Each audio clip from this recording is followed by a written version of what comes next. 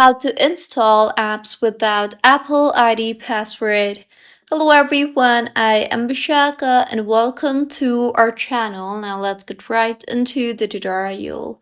Firstly, go ahead and launch the settings application on your device and tap on screen time and make sure screen time is enabled.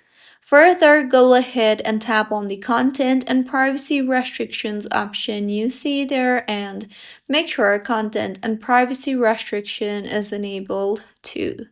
Here, tap on the iTunes and App Store purchases option and under the Require Password tab, select the Don't Require option. Now, go back to settings and tap on Face ID and passcode and further enter your passcode when prompted. Once entered under the Use Face ID for tab, you will see the iTunes and App Store option. Go ahead and toggle off the toggle button for iTunes and App Store. Now, go ahead and open App Store and search for the app that you want to download and you will no longer be required to enter your password every time.